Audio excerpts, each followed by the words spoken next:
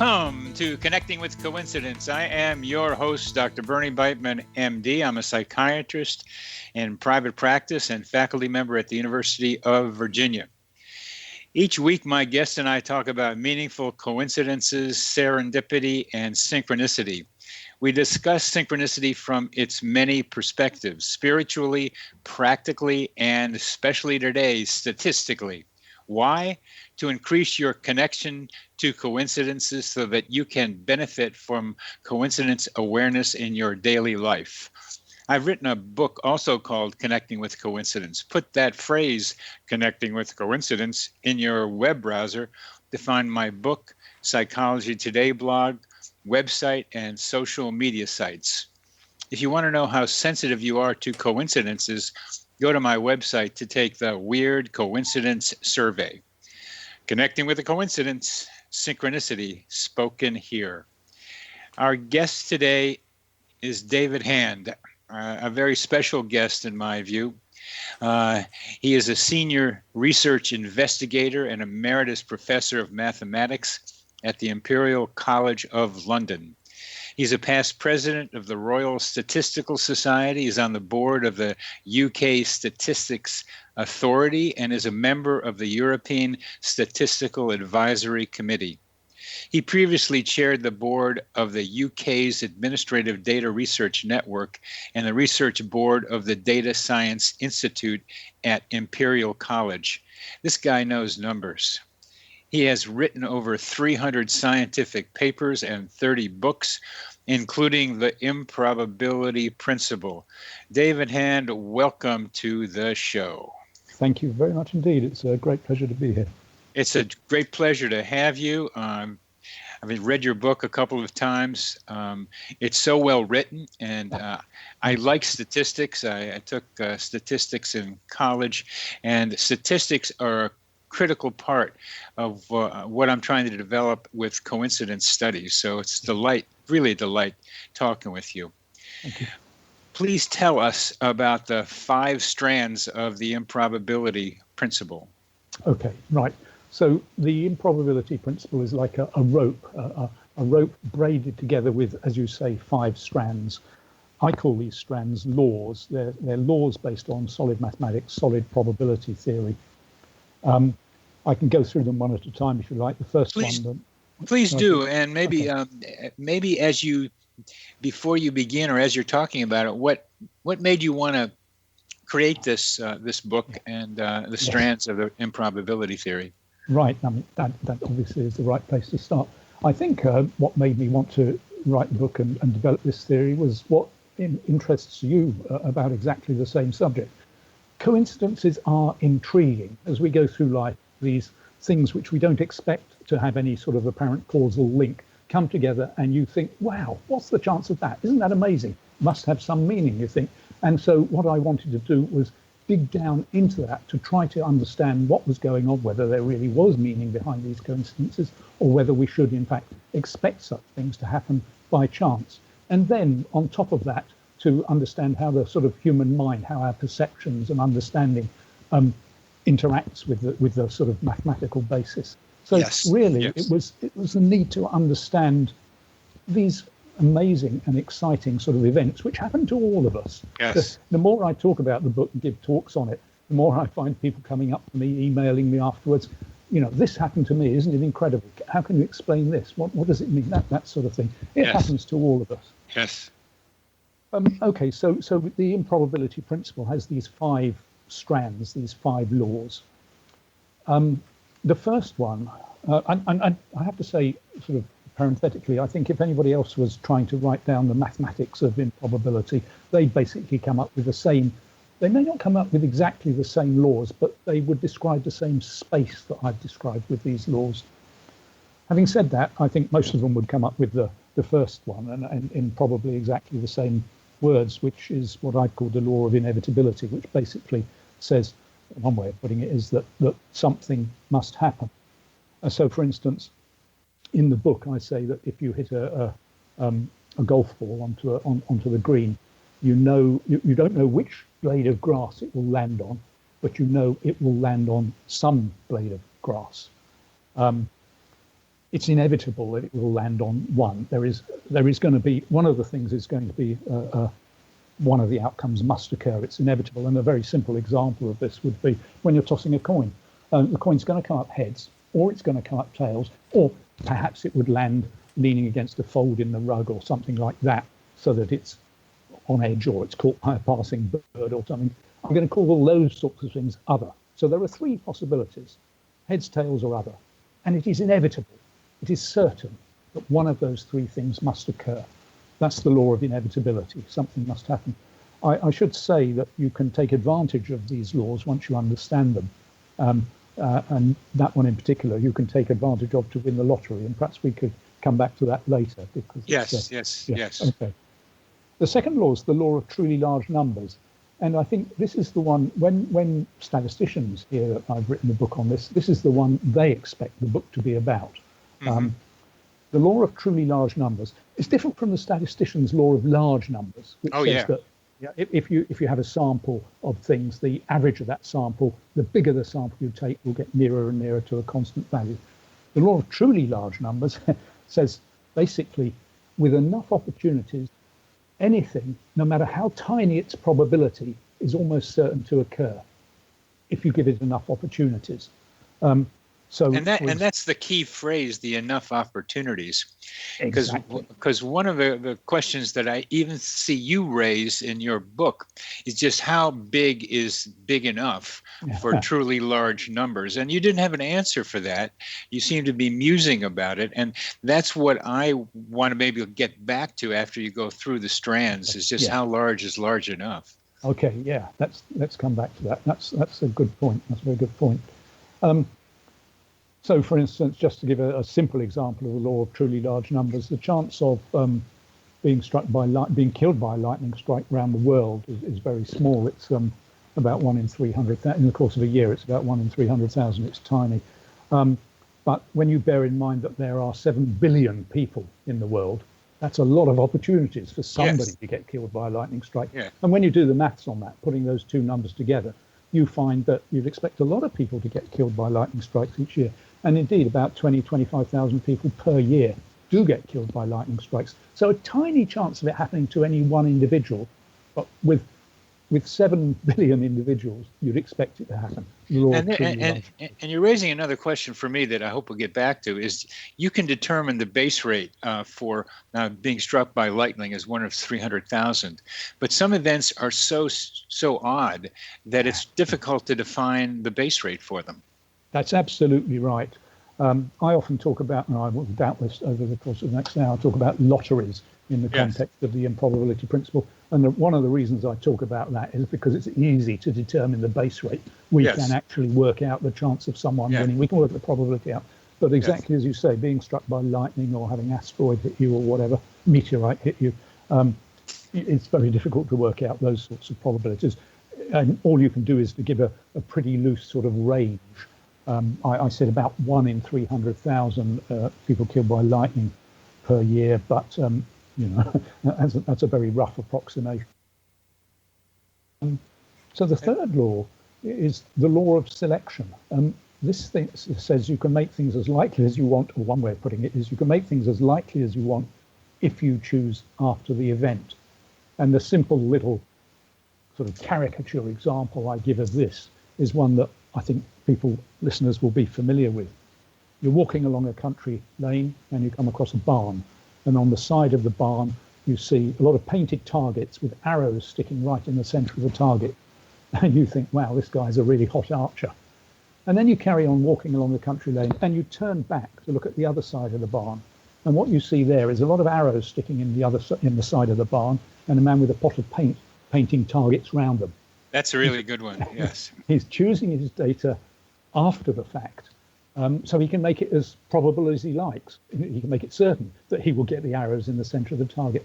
Actually, I must just tell you another story which is very similar, but which is not a sort of imaginary one like that, but is absolutely true. About 100 years ago, the First World War was raging, and aircraft were being used as potential weapons of war for the first time, and they were experimenting with how you can use them. And one of the weapons they experimented with was bundles of pencil-sized metal darts that they would drop on troops below from the aircraft. And they wanted to know how this potential new weapon would behave. So they carried out a number of experiments. What they would do is fly over a field, drop a bundle of these darts, which would spread out and stick in the field below.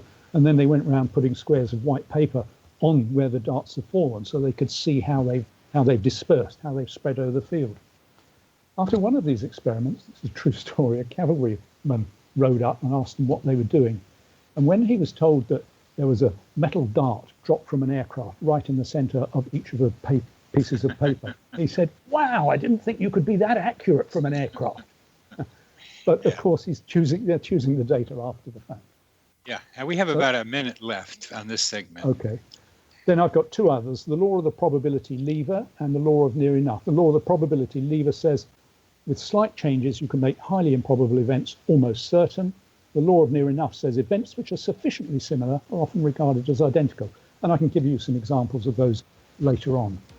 I think that particularly the law of near enough is one that I wrestle with a lot. Is how do you define similarity? I mean, there are computer programs that are being able to do that, but we'll come back to those two questions. You are listening to Connecting with Coincidence with your host Bernie Beitman, MD. That is me on the X Zone Broadcast Network, and our guest is statistician David Hand.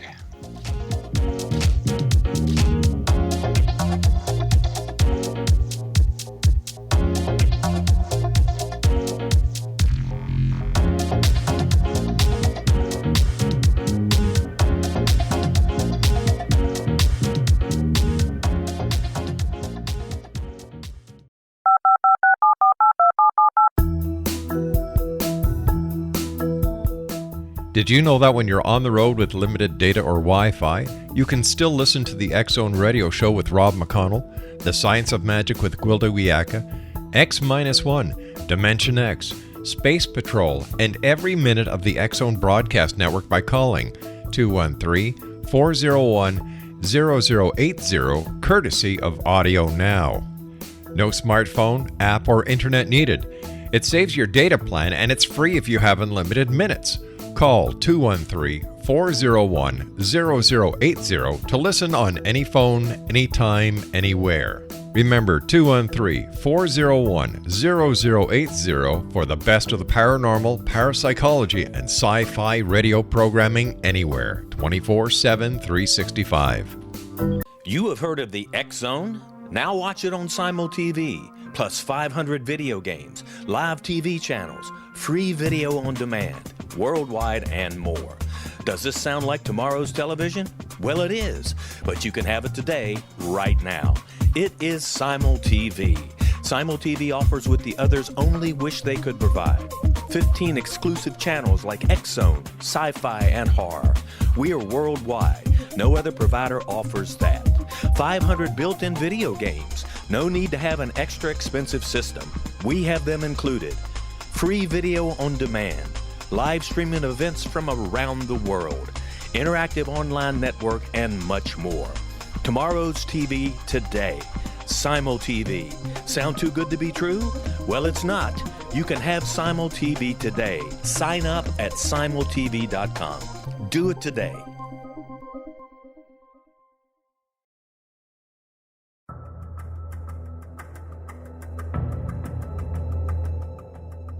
Modern Esoteric, Beyond Our Senses by Brad Olson, consummates the lifeology story about where humanity originates.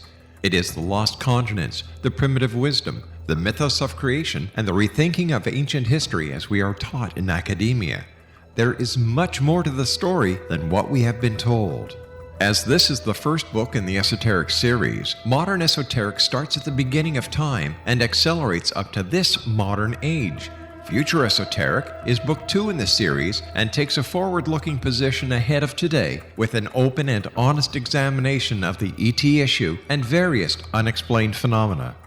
To discover the writings of author Brad Olson, visit www.bradolson.com. That's www.bradolson.com.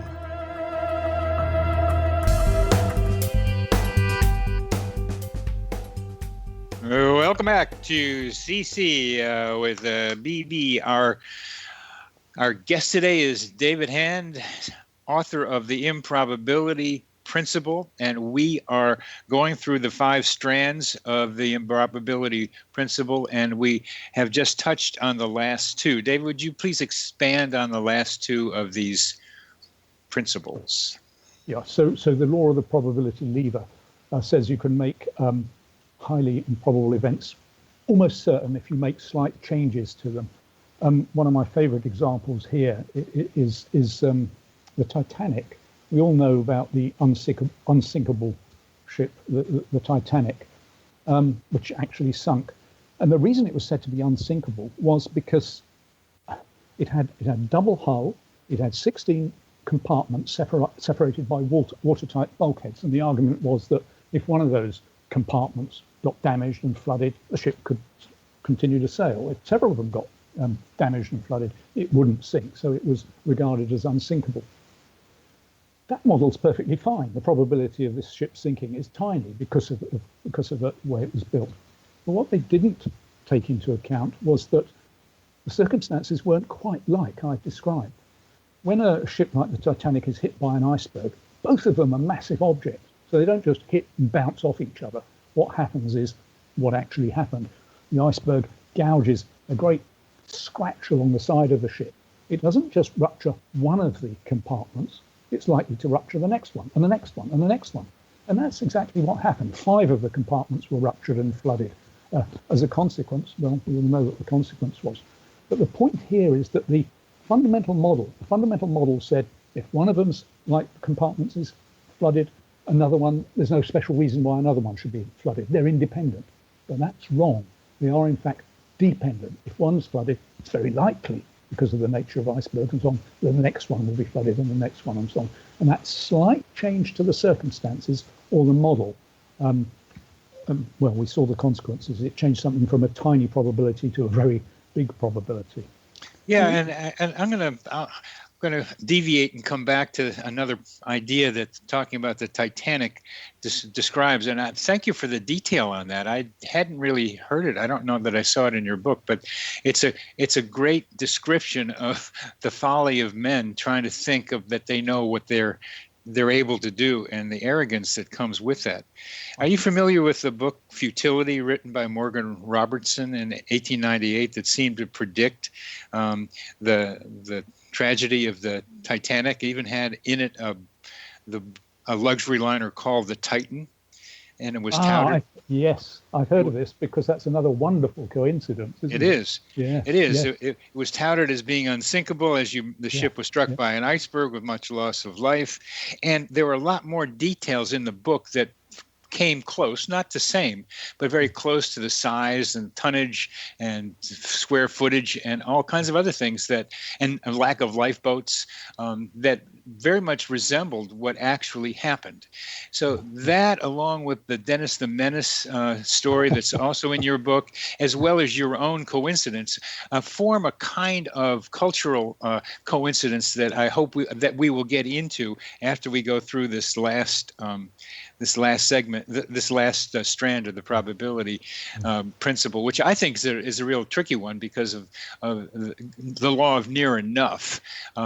So many people stretch two things that are pretty different. I know a guy who wrote to me and said Christmas Eve took place both December 25th and January 4th, and therefore this coincidence was meaningful somehow. And I wrote back to him and said, who thinks it's January 4th? And I never heard back from him. But there were other things. He didn't need to throw that in there, but for him, that was the law of near enough. I mean, it's close enough to be the same thing. Exactly, yeah. So that's exactly the law of near enough, that if two events are regarded as close enough, you regard them as identical. So one of the examples in the book is a man and his wife who are both involved in fatal train crashes, but different train crashes. Yeah. You know, in the UK, rail travel is very safe. So you think that must be incredibly unlikely. What a coincidence. But it wasn't the man who was involved in both. It was the man and his wife. Had it been the man and his brother and cousin or workmate or son or daughter, you know, I'm increasing the range of possibilities, and they're not identical. They're just near enough for people to say, what an amazing coincidence. Here's another important point you're implying, that if somewhere before either train crash, someone had predicted you will each be involved with a train crash, where you're specifying the people involved, then the probabilities become much lower. Absolutely. That's another nice illustration of the law of truly large numbers. If you just said a train crash and someone will be killed, very different from saying a train crash and this particular John Smith will be killed, something like that. Yeah. And this, yes, and that's okay. Well, let's go to the coincidence involving you and John Ironmonger. Yes. So what happened here was, just as my book was published, I was contacted by a novelist, a fiction author named John Ironmonger, who told me that he was having a book published at the same time called Coincidence. In the UK, it's called The Coincidence Authority, but in America, it's called Coincidence. And it was about an authority on coincidences who lived in London. The romantic attachment was a member of staff at London University, as my wife is. The birth date of this character in the book was the 30th of June, which is my birthday, and so on. And what in fact he wanted to do, he swore that he hadn't been stalking me and stealing my details from the web and using me for this character in his book. It was just an amazing coincidence that my book on this subject should come out just at the same time as his novel about someone with the same sort of characteristic. Just an amazing coincidence. Those are three different elements that are maybe independent. I mean, I think random is difficult to verify a lot of times. There's a lot more interdependence than we think so. But the birth date, the College of London, again, it was your wife, not where your wife works, not where the professor in the book worked. And the book came out around the same time that yours came out. That looks like a pretty low probability event. I think it is, but it depends. Once we take into account the 5 laws, we can put it in perspective, I think. And books are particularly interesting in a number of ways for the improbability principle, because there are a lot of books published. You would expect coincidences like this to occur. You referred to Robertson's book Futility about the ship, the Titan, and the coincidence with the Titanic sinking. But there are other things like that. I think it was a newspaper report, or it was a story. Dennis the Menace. Well, Dennis the Menace one, certainly. 2 characters with the same name, 2 boys appearing in comic strips in America and Britain at the same time, having no relationship, but the same sort of physical characteristics, both possessing dogs and so on, and behaving in naughty sort of ways. Amazing coincidence. But another coincidence like this was there was a story about the Manhattan Project. It wasn't called the Manhattan Project, but it was published just before the actual Manhattan Project. And the police went round to ask the author how he'd found out all these secrets and so on. It's just a coincidence. I think the point is that every year there are so many books and stories, radio plays, television plays, whatever, published, that we're bound to get some of these coincidences. And that, of course, leads on to something I'm sure we'll talk about later. Once you've noticed them, they become a focus of attention. You forget all the other millions of things which just didn't coincide and just focus attention on the ones which did. And naturally you say, isn't that incredible? One of the ideas behind your book is to demonstrate that we do not need supernatural explanations for a lot of these coincidences. And by supernatural, it's very clear you include telepathy and precognition and clairvoyance.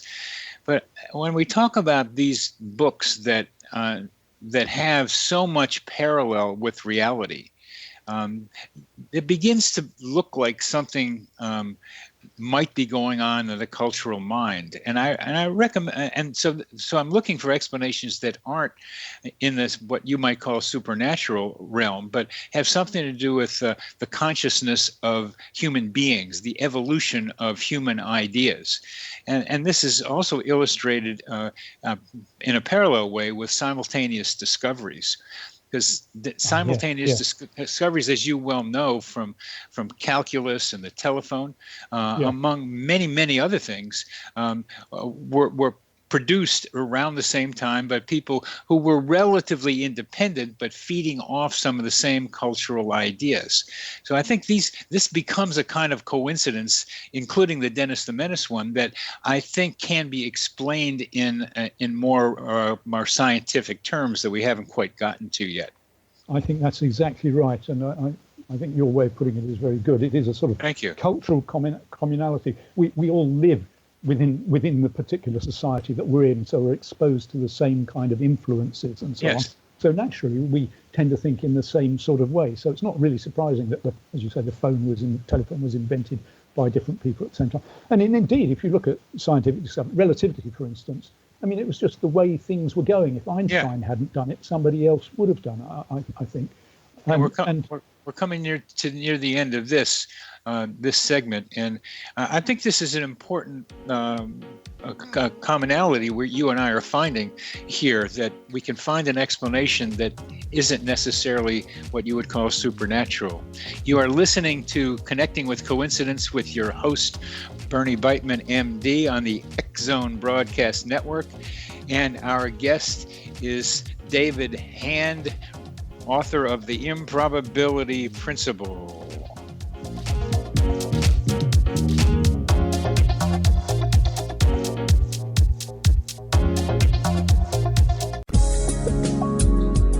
From our broadcast studios in Hamilton, Ontario, Canada, to the world and beyond, you're watching the X Zone Broadcast Network, www.xzbn.net.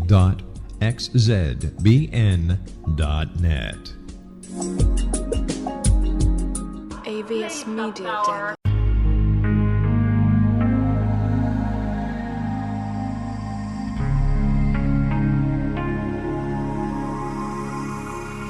The scientist and the mystic have been on an age-old, relentless search with one thing in common. They seek truth. Their paths converge in the 40,000-year-old practice of shamanism, an ancient science delving to the quantum level of life, facilitating healing, manifestation, and evolution.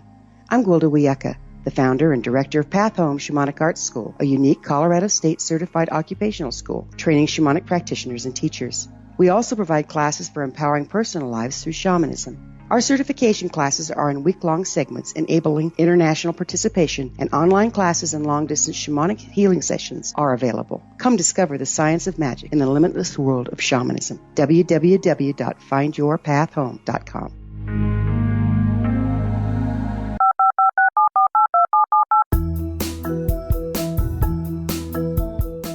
Did you know that when you're on the road with limited data or Wi-Fi, you can still listen to the X Zone Radio Show with Rob McConnell, The Science of Magic with Gwilda Wiyaka, X-1, Dimension X, Space Patrol, and every minute of the X Zone Broadcast Network by calling 213-401-0080, courtesy of Audio Now. No smartphone, app, or internet needed. It saves your data plan, and it's free if you have unlimited minutes. Call 213-401-0080 to listen on any phone, anytime, anywhere. Remember 213-401-0080 for the best of the paranormal, parapsychology, and sci-fi radio programming anywhere, 24/7, 365.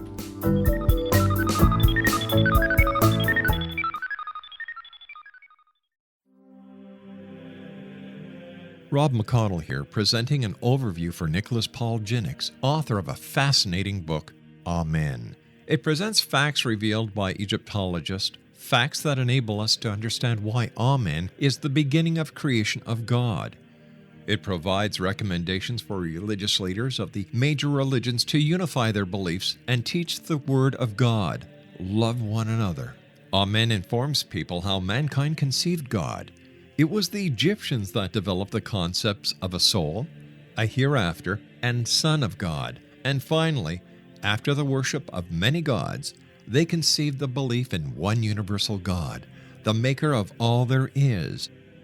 For more information, visit www.futureofgodamen.com. That's www.futureofgodamen.com.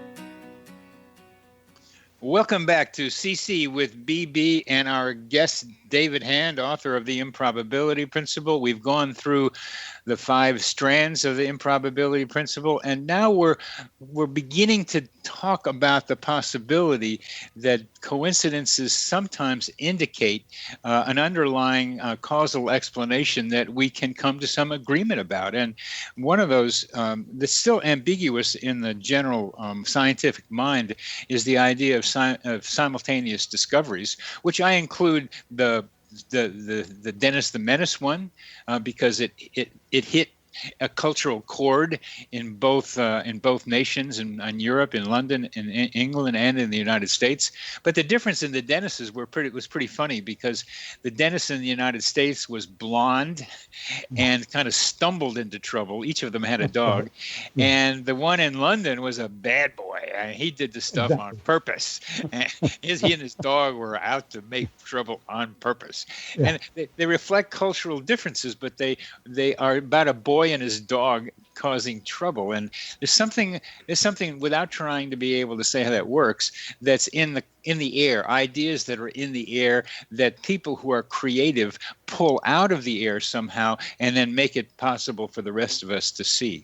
Yeah, I think that's right. At a very trivial level, that's illustrated by the sheer names, Dennis the Menace.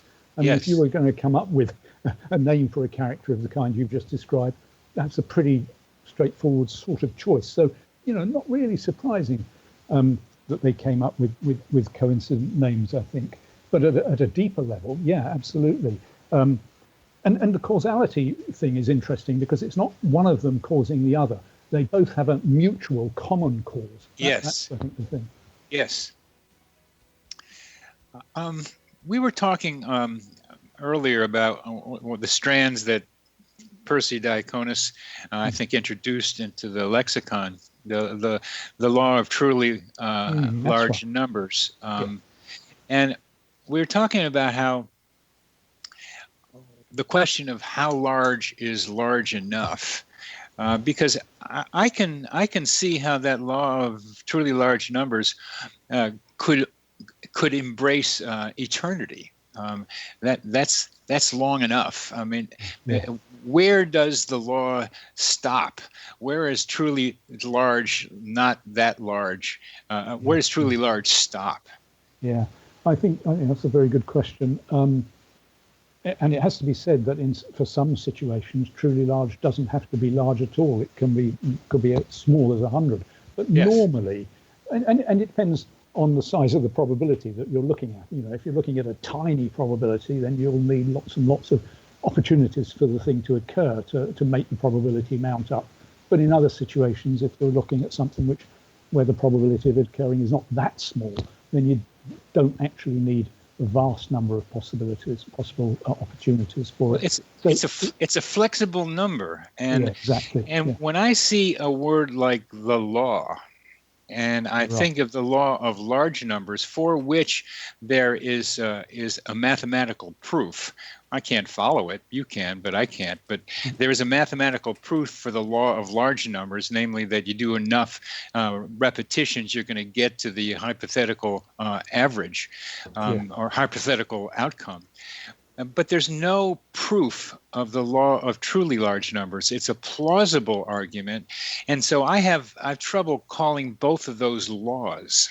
Well, I think this relates to what you said at the beginning, the problem of finding base rates and so on. Yes. And in situations where you then you can actually work out the actual, what a truly large number will be. So, for instance, let's take the American Powerball lottery, where, again, lotteries, we can work out the base rates. I think at the moment this is a 569 plus 126 lottery. You have to choose 5 numbers out of 69 and 1 out of 26 for each ticket, which means there are about 300 million possible different tickets. And you can do a little bit of maths on that. And if you buy, for instance, one ticket a week for 4 million years, then you've got a 50-50 chance of winning the jackpot. So that gives you 4 million years. 4 million times 52 weeks in a year is the truly large number I'm talking about there. So that actually gives you the sort of magnitude of truly large in that context. In other contexts, like being struck by a meteorite or something, yeah, difficult to work out. It's going to be a long time. It's going to be a lot of opportunities. It's going to be a pretty large number with a lot of zeros after it. But it's difficult to actually put a number on it. Yeah. I guess maybe you're answering my question here, but for an event, take an event that has a very low probability, that when does that probability become so low that it falls outside the law of truly large numbers? Yeah, I think that is a very nice question, a very subtle one as well, I think, because my first answer, my immediate response is it never becomes so low. You just make the truly large number even That's truly what I thought. larger. Yeah. That's But what on I the thought. other hand, when the probability is such that it wouldn't be a question of going for 4 million years, but for 400 billion years, the universe is only 14 billion years old. So, if you go for long enough, it becomes, you're so unlikely to experience it in the whole history of the universe, you might as well regard it as impossible. Then the probability is so small, you might as well regard it as outside the scope of truly large. That's Borel's law, I think, as Exactly. you were talking about it. But I'm talking about an event, that actual event, not a hypothetical event, Right. but an event that with a very, very low probability. And here we come into the problem that I'm running into, is how do you determine the probability of some of these lack of base rates events? And let me give you a simple example that is from my experience. I was talking with a friend of mine who I only see when I'm walking around in the woods, and she had a friend that I'd never met before, and his name, he introduced as Cleve something or other from Cleveland, and we were talking. I was talking with him. I was talking with her for a while, and for some reason I went into a brief reverie and had an image of a friend of mine from high school whose nickname was George. It wasn't his real name, but his nickname was George. So I blurted out the name George to this Cleveland guy, and he said, "How did you know?" Because that was his given name. George was his given name. Well, yeah. What do you do with that? Right. My first reaction is, yes, difficult to get exact baselines. You could start to get sort of ballpark figures by sort of how many people are called George, how many people live in Cleveland, these sorts of things. But they would be very rough and approximate, very much ballpark figures. But I don't think when it comes down to it, I don't think the probability would be that low. It would be sufficiently low that it isn't surprising in the whole population of the United States to find those sorts of things occurring. It's that I was able to do it at the moment of talking with them. It's not that how many Georges are there from Cleveland only. It's that I could name that name at that moment while I'm talking with him.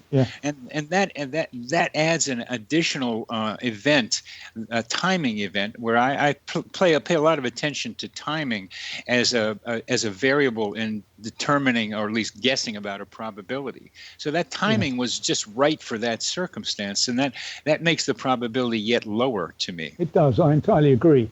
But again, I think we have to put this in the context of all the other situations like that where the coincidence didn't occur. They said George, and it was Harry, not George, sort of thing.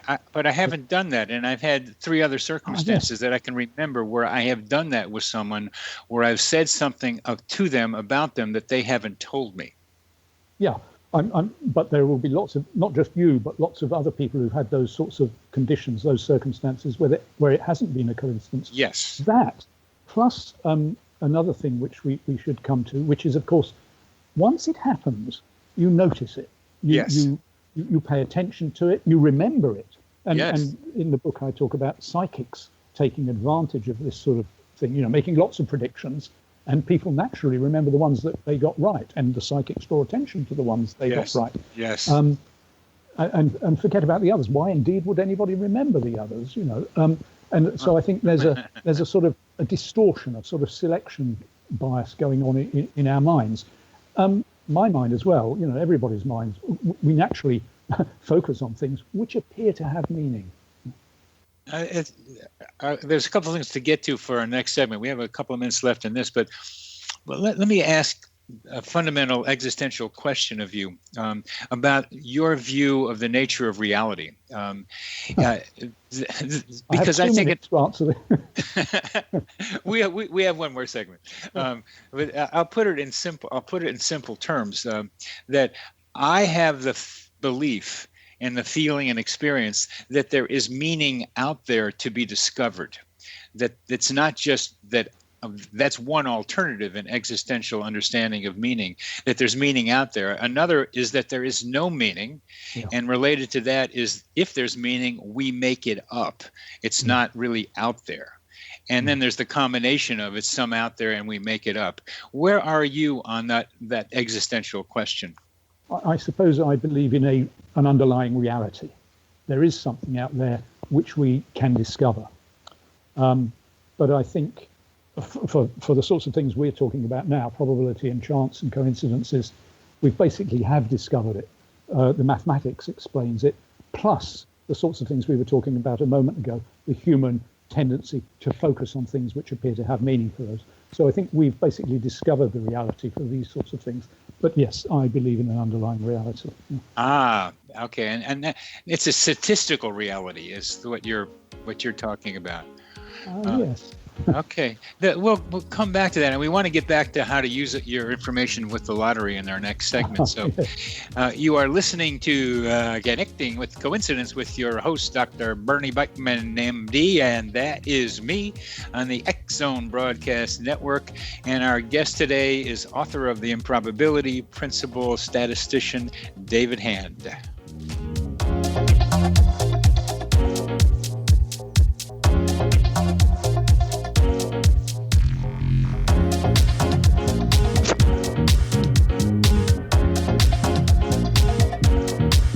You have heard of the X Zone? Now watch it on Simul TV, plus 500 video games, live TV channels, free video on demand, worldwide, and more. Does this sound like tomorrow's television? Well, it is, but you can have it today, right now. It is Simul TV. Simul TV offers what the others only wish they could provide. 15 exclusive channels like X Zone, sci-fi, and horror. We are worldwide. No other provider offers that. 500 built-in video games. No need to have an extra expensive system. We have them included. Free video on demand. Live streaming events from around the world. Interactive online network, and much more. Tomorrow's TV today. Simul TV. Sound too good to be true? Well, it's not. You can have Simul TV today. Sign up at simultv.com. Do it today. The new nonfiction book, Razor of Madness, is similar to cult movies like Clockwork Orange, Dragon's Tattoo, or The Other Side of Hell. Wayne Morin Jr. and Thomas Lee Howell expose widespread and systematic deficiencies in this thought-provoking tell-all novel. Mind control rages among scholars in law schools. Human rights are ignored while thought reform and mental manipulation are accepted practices used as behavior modification. Dr. Louis Jolyon West comes to mind. Media and public scrutiny shows that United States mental hospitals are in fact destructive murder industries. Razor of Madness expose novel details this epidemic through an in-depth professional and personal investigation. For decades, there has been a revolving door policy that still releases killers and pedophiles back into society. The maestro of mind control continues to haunt America to this very day. Razor of Madness is available in paperback or as a downloadable ebook at Amazon.com. I'm William S. Peckham. If you enjoy a good mystery with a touch of the paranormal, then you'll love my novel, From Out of the Woodwork. It's the story of a young Toronto contractor, Sean Kennedy, who buys derelict homes, guts them, and turns them into multifamily dwellings. Slums just waiting to happen. When Sean buys 29 Livery Lane, the house fights back. Former owners unexpectedly come out of the woodwork as he starts the destruction. The apparitions come to him when he touches old books, reads hidden letters, rummages through old boxes, finds a locket, or reads a discovered manuscript of a murder mystery. From Out of the Woodwork will take you from 1899 to the horror of the World Trade Center, September 11, 2001. Check out From Out of the Woodwork on my website, www.williamspeckham.com.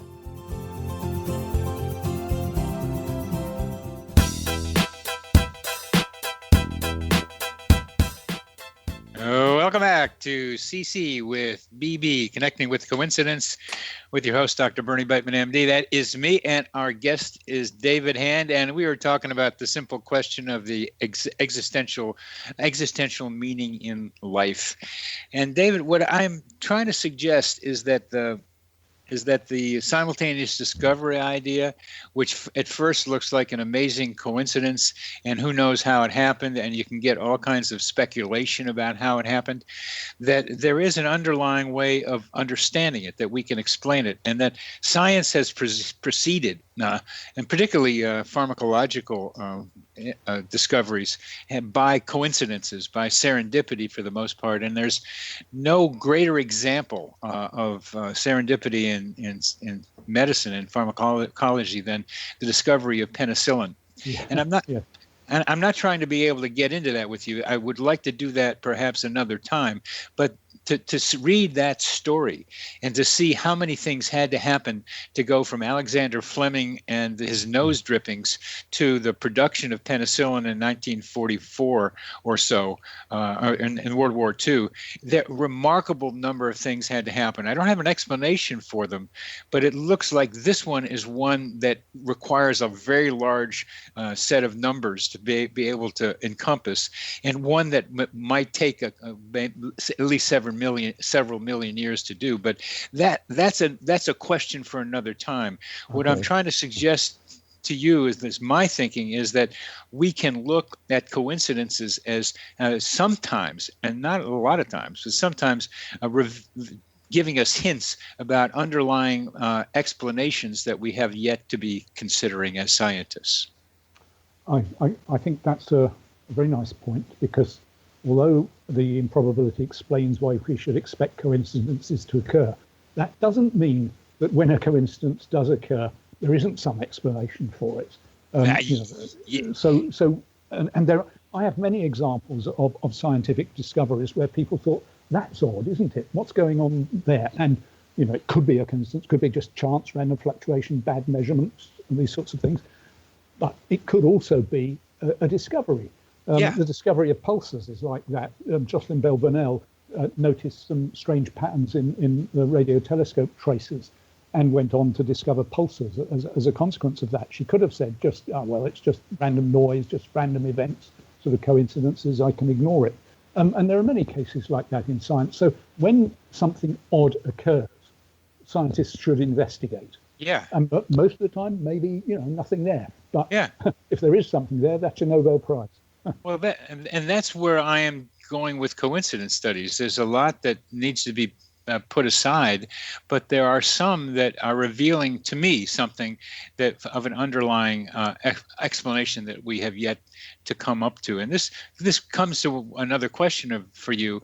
Does our understanding of why coincidences occur in a statistical way mean the magic goes away? Oh, that's a very nice question. Yeah, I'm often asked that. I'm a statistician. I believe I can explain why these things occur, why we should expect them to occur as we go through life. So is my world a grey, drab world like British weather? And the answer is no, it isn't. And the parallel, the analogy I usually give is the rainbow. Before, when you don't understand why and how a rainbow works, you walk outside and you see this arch of colours going across the sky, and you think, wow, isn't that incredible?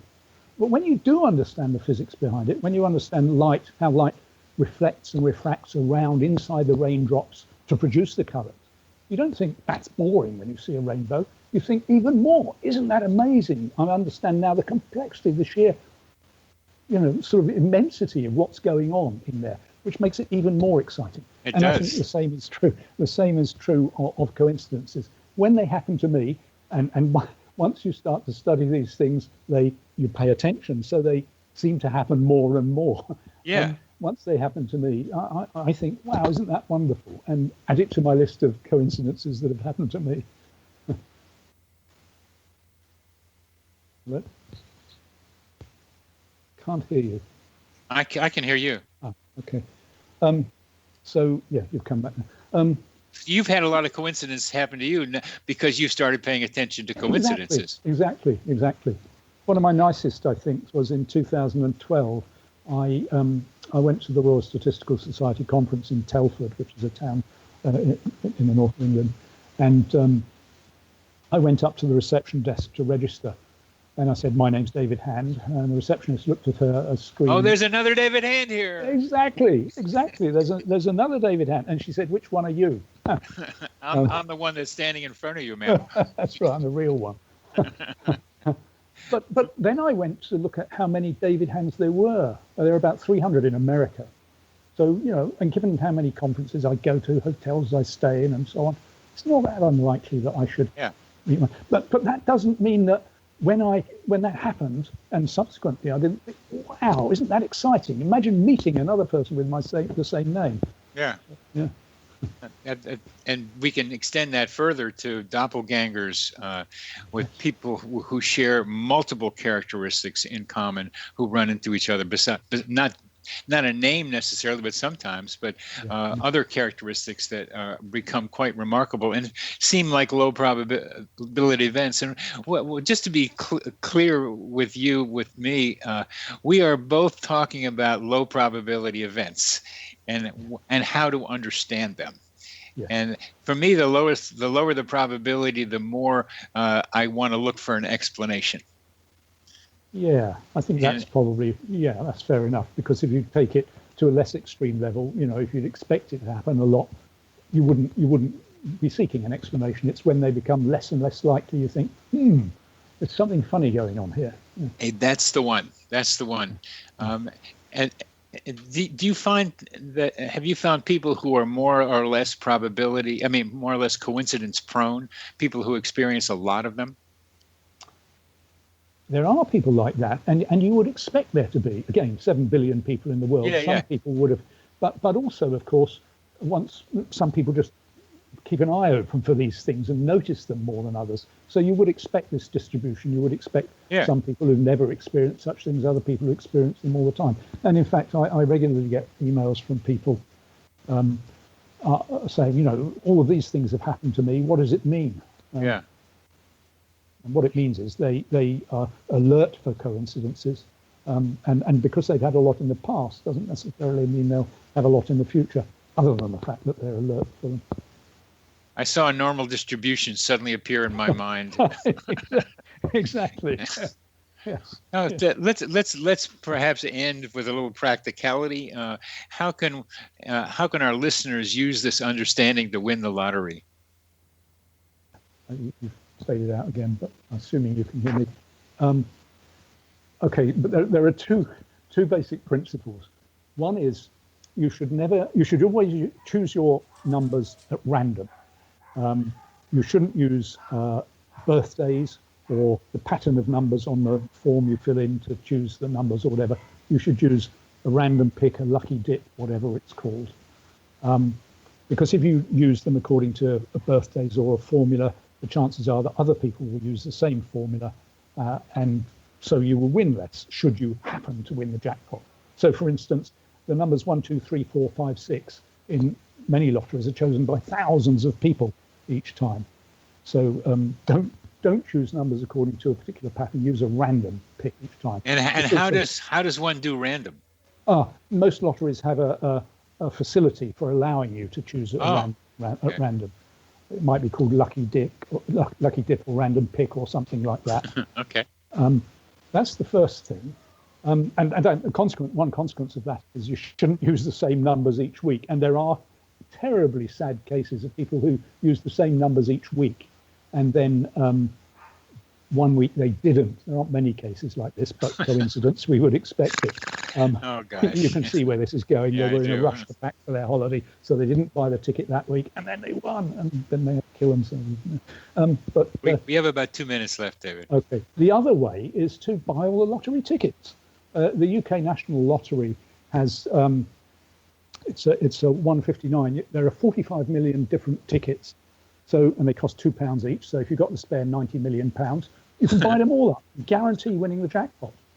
Not a good idea because there may be other people holding the winning tickets. You might have to share it. And so you should always buy only on rollovers when the jackpot is built up to make that sort of thing worthwhile. And I have to say that a number of groups actually did that. They actually waited until the jackpot had rolled over and then bought all the tickets, or tried to. So this has been done in the past. So those are, they may not be very practical ways, but they are ways you can guarantee winning the lottery, or guarantee winning more should you win. I have more questions, but my fundamental question that we're not going to be able to answer, that I'm having to wrestle with, and I would hope to have some help from you about, is to taking coincidences that don't have obvious base rates. Yeah. And being able to have some kind of principle or set of principles by which to make an educated guess about what the probability of that particular coincidence might be. Yeah. Because what I'm doing is developing a taxonomy of coincidences, descriptors, descriptions of coincidences, themes of coincidence stories, yes. explanations. There's a wide variety of explanations out there, which for me, statistics is fundamental. It's a fundamental part of every coincidence, and we need to be able to determine that well. But for me, there are more elements to it than just the probability, and right. I add those, and then also how to use coincidences. We've come to the end of this, David. Thank you very, very much for being my guest. You've been listening to Connecting with Coincidence with your host, Bernie Beitman, MD, and our wonderful guest, David Hand.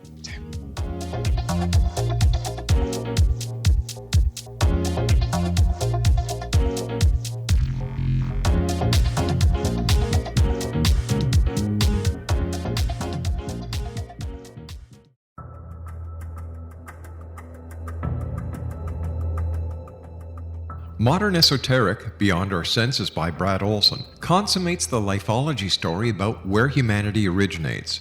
It is the lost continents, the primitive wisdom, the mythos of creation, and the rethinking of ancient history as we are taught in academia. There is much more to the story than what we have been told. As this is the first book in the Esoteric series, Modern Esoteric starts at the beginning of time and accelerates up to this modern age. Future Esoteric is book 2 in the series and takes a forward-looking position ahead of today with an open and honest examination of the ET issue and various unexplained phenomena. To discover the writings of author Brad Olson, visit www.bradolson.com. That's www.bradolson.com.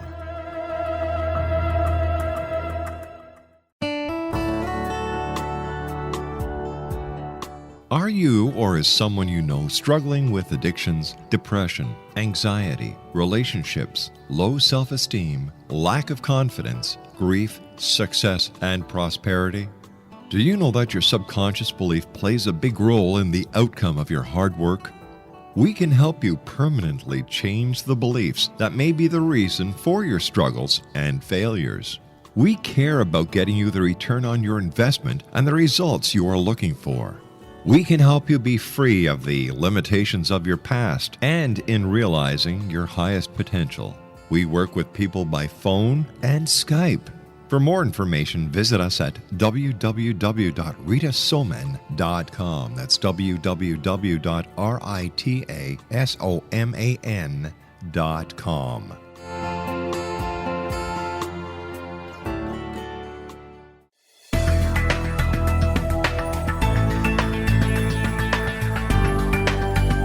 Do you think you have energy problems in your home? Do you feel better when you're away than when you're home? Joey Korn is a global leader in the world of dowsing who specializes in personal energy clearing and space clearing. He can help you create an ideal energy environment in your home no matter where you live in the world. Learn about his remote spiritual house cleaning services and much more at www.dowsers.com. You can get Joey's book, Dowsing, A Path to Enlightenment, as well as other dowsing books and tools, Kabbalah books, and Walter Russell books. Joey's work is really amazing. Go to dowsers.com right now. That's DOWSERS.com, or call 1-877-DOWSING. That's 1-877-369-7464.